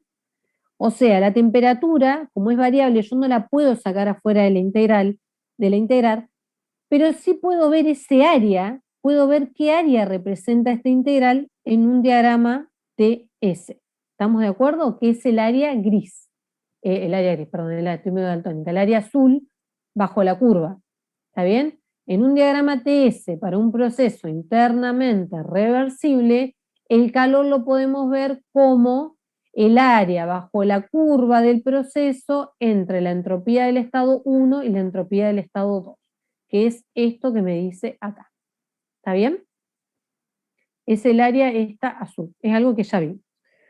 Si yo ahora incorporo el concepto de temperatura media termodinámica, nos dice que es una temperatura constante hipotética tal que el área debajo de su isoterma sea igual al área que representa el calor intercambiado en el proceso real entre los estados 1 y 2. ¿Qué significa esto? Que yo puedo dibujar en este diagrama TS un área equivalente a esta, de modo tal que en vez de ir por un proceso que sea a temperatura variable, ir por un proceso que sea a temperatura constante. ¿A qué temperatura? A la temperatura media termodinámica. ¿Se entiende? Si yo grafico el área debajo de la curva de esta temperatura media termodinámica, que es ese área rayada, tiene que ser exactamente igual que ese área celeste. ¿Entienden cuál es el concepto? Es como si yo cambiara el camino entre los estados 1 y 2. ¿Está bien? Pero intercambiando la misma cantidad de calor. Ahora voy por un isoterma desde la entropía S1, o sea, desde la entropía del punto 1 hasta la entropía en el punto 2. ¿Está bien? Entonces, con ese concepto, yo ahora sí puedo sacar la temperatura fuera de la integral, considerando que esta temperatura es una temperatura media termodinámica constante. Entonces, el calor intercambiado en el proceso lo puedo escribir como T sub m por la variación de entropía entre los estados 1 y 2. Ahora, ¿cómo calculo esta temperatura media termodinámica para hacer que esas áreas sean iguales? Bueno, eso es sencillo. Lo hago combinando balance de energía y segundo principio. ¿Por qué? Porque mi condición es que el calor intercambiado sea el mismo. Entonces voy a igualar esta expresión, que es igual al calor intercambiado, la voy a igualar con esta expresión. Y voy a despejar Tm y obtengo esto, que está acá abajo. ¿Está bien? Que es la temperatura que me asegura que el calor intercambiado por un proceso isotermo a la temperatura media termodinámica es igual al proceso intercambiado por el proceso real. ¿Se entiende? Esto que les expliqué acá, este concepto es importante porque ahora nosotros siempre estamos interesados en calcular los rendimientos. Entonces vamos a ver cómo se relaciona esta temperatura con el rendimiento del ciclo Rankine. Entonces, vamos a avanzar un poquito más, ya terminamos. Y vamos a ver lo siguiente. Ese es nuestro ciclo Rankine. Por definición, nosotros tenemos que el rendimiento es esto que está acá. Trabajo neto sobre el calor suministrado al sistema. O escrito de forma equivalente por unidad de masa, 1 menos Q0 sobre Q. ¿Está bien? Si yo utilizo esta segunda igualdad, necesito conocer los calores para poder obtener el rendimiento térmico. Entonces, lo que voy a hacer es calcular los calores, pero por segundo principio.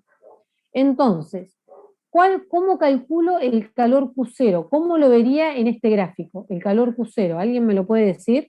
Por segundo principio. Yo acá planteé segundo principio para esta transformación de 2 a 3, que es donde se intercambia el Q0, que es una transformación que ocurre a temperatura constante. Entonces estamos de acuerdo que esta es la expresión. Ahora yo les pregunto, ¿cómo se ve en el gráfico ese calor?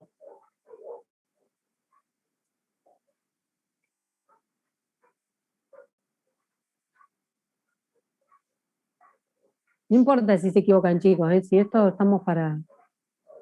Sale, sí, pero ¿qué área es? si la tuvieras que dibujar, estuviéramos enfrente del pizarrón, yo te digo, Germán, pasá a dibujar el área que representa ese calor.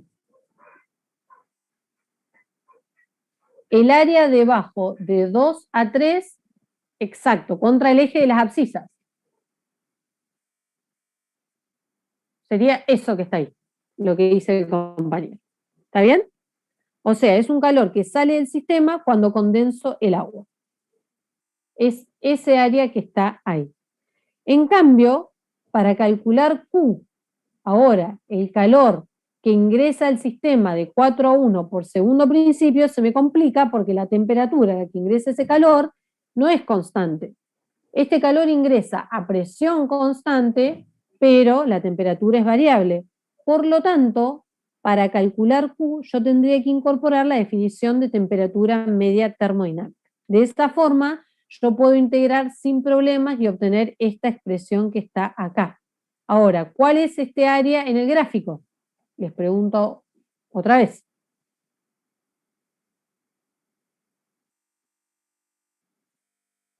Marcás la temperatura media Uh-huh.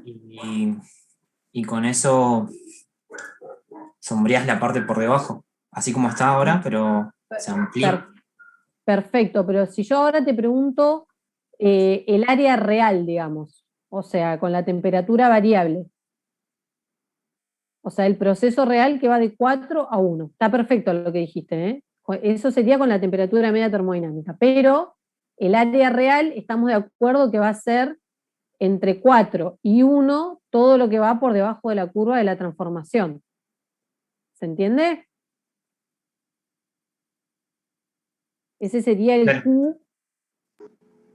Sí, es como si integrara, o sea, como si conociera la función y integrara directamente. Claro, exactamente, perfecto. Pero ahora, si yo incorporo, como bien dijo el compañero, el concepto de temperatura media termodinámica calculada de esta forma, entonces puedo igualar, bueno, esto lo obtenía igualando primer principio con segundo principio, y entonces obtengo cuál es el valor de esa temperatura media termodinámica. ¿Está bien? Entre los estados, por supuesto, en los que ingresa calor, que es de 4 a 1. Es decir, que yo podría representar ese calor que ingresa al sistema de esta forma, como bien dijo el compañero recién.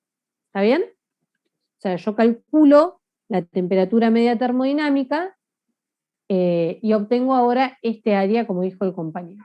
Si yo ahora reemplazo estas expresiones en la expresión del rendimiento térmico escrito de esta forma, y considerando que S4 menos S1 es igual a S3 menos S2, porque estos dos son procesos isentrópicos, voy a obtener que el rendimiento térmico de este ciclo ideal es este que está acá. ¿Y esto que está acá, a qué se parece? Esta expresión que está acá, ¿a qué se parece? A Carnot. Exactamente, al rendimiento de Carnot. Solo que en el de Carnot, esta temperatura era igual a T, que era la temperatura de la fuente, digamos, de alta, ¿está bien? De alta temperatura, porque el calor lo recibía a temperatura constante. En cambio, en el ciclo Rankine, no. Por eso definimos la temperatura media termodinámica y esa sería el área equivalente al calor bajo la isoterma de T sub M. ¿Está bien? Entre los estados S3 o S4 y S2 y S1 porque son iguales. Las entropías acá son iguales porque son procesos isentrópicos. O sea que el calor intercambiado es el mismo, pero usando un camino isotermo hipotético. Entonces, a partir de esta expresión, vamos a ver la clase que viene, cómo haríamos para aumentar el rendimiento térmico de ese ciclo, y a partir de esto vamos a ver cuáles son las mejoras que se incorporan. ¿Está bien? Vamos a dejar acá y la clase que viene terminamos. ¿Qué sería el lunes? Si no tienen ninguna pregunta, los dejo ir.